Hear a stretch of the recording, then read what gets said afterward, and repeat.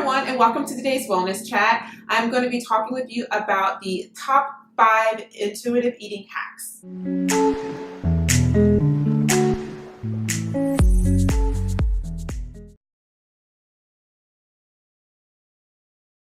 So highly processed foods can affect hunger and satiety cues. They are calorie dense and they're not as satisfying or nourishing as whole, minimally processed foods.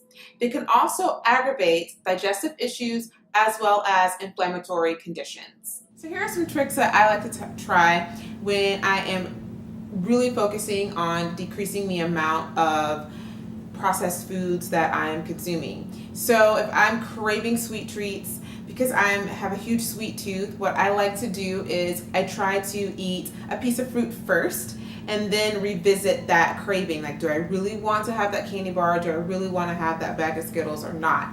9 times out of 10, I will be happy and satisfied with the fruit that I ate and find that was helpful and it actually helped my craving. It is very rare that I will eat the piece of fruit and then still go after the bag of Skittles.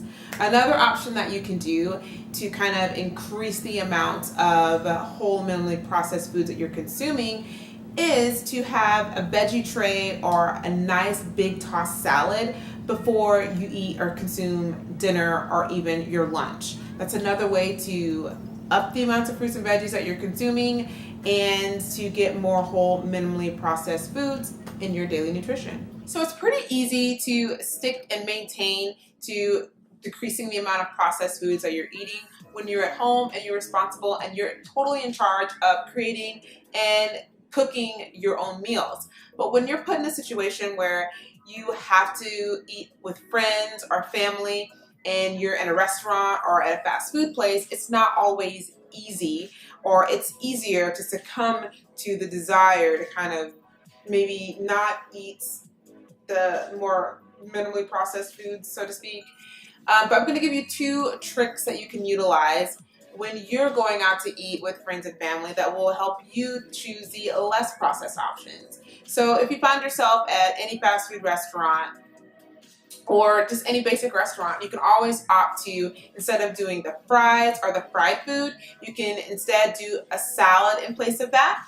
Another thing that you can do is with your meals, instead of doing a soda or even a diet soda, you can opt for a mineral water, sparkling water, or even an unsweet tea in place of that soda. So sometimes I think also when we go grocery shopping and when we're purchasing a lot of our food items, some of the things that we purchase or that we buy, we don't realize we can easily either make ourselves or that there is necessarily a less processed option. So for example, with lemon juice, you know that they have that bottled stuff, but you can actually just purchase the lemons and squeeze the juice out of the lemon itself and not even bother purchasing that bottled stuff. Something else that you can think about is maybe in place of getting those granola bars that come in the packs, maybe instead of finding a really good recipe where you can create your own granola bars or your own protein bites at home. Another option that you can utilize is instead of grabbing that instant oatmeal or those quick oats, going for the steel cut oats or the oatmeal that's going to take a little bit longer to make. Those are going to be a lot better for you, and those actually have minimal processing attached to them. So a good way to ensure that you are consuming a variety of nutrients is to experiment with different food types. So perhaps try different types of cuisines, such as Italian, Thai, Chinese, what have you. Just try cooking those different types of cuisines. Maybe even trying a variety of different food prep options or cooking techniques. Maybe even taking a cooking class or finding it or downloading an app that's going to give you new and various recipes every week. It's a great way to learn how to cook in a variety of styles and maybe try foods or seasonings that you normally would never have tried.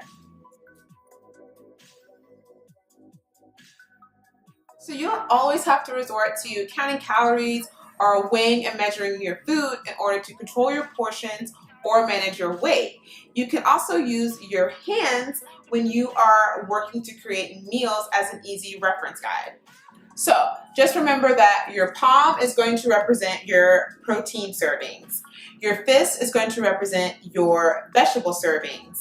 Your thumb represents your fat servings, and your cupped hand is going to represent your carb portion. So on average, a woman that is adhering to this style or this type of eating may have a daily recommended intake that resembles something like this. So for protein, that would be 4 to 6 servings of protein per day, 4 to 6 servings of vegetables for each meal per day, 4 to 6 cupped handfuls of carbs for each meal per day, 4 to 6 thumb servings of fat for each meal per day. But please note that these kind of estimations are going to vary per person depending on individual goals and activity level.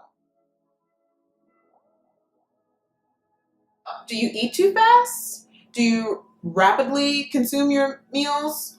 Or are you disconnected when you eat? Are you scrolling through social media or watching television and you're just mindlessly consuming food? So all of these patterns or behaviors can kind of throw off or dull your ability to notice your natural intuitive eating cues. So the reason why this is a no-no is because eating while distracted does not allow that mind-body connection to occur where the brain is communicating with the stomach and it's able to send messages to the brain saying, hey, I'm full, I'm good.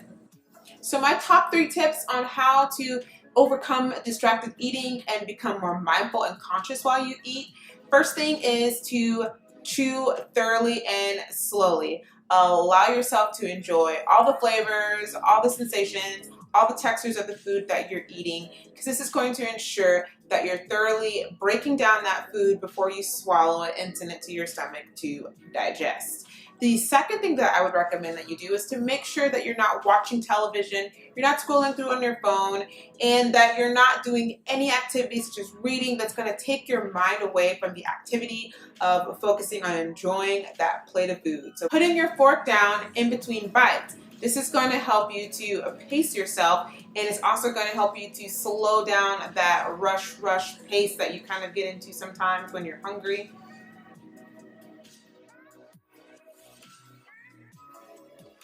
So keep your sanity, remain flexible, create a healthy lifestyle that you can consistently stick to and do over and over and over again. That's the trick to being healthy for a lifestyle, for a lifetime.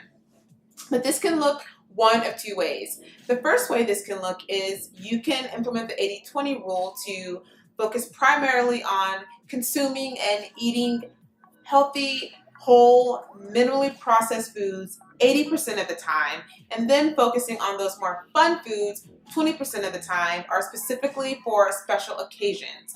The second way this can take shape and form in your life is when you're grocery shopping each week, make 80% of the foods that you're purchasing the foods that are whole and minimally processed, and 20% of those foods can be fun foods or foods that are not that whole and minimally processed and that you just like. All right, everyone. So those are my top 5 hacks for how to implement a more intuitive eating lifestyle into your everyday life. I hope that you find that helpful, and I hope that you try one or all of these different hacks. Make sure that you like, comment, and subscribe. I do post videos every Sunday, Wednesday, and Friday, and I will see you again next time. Bye.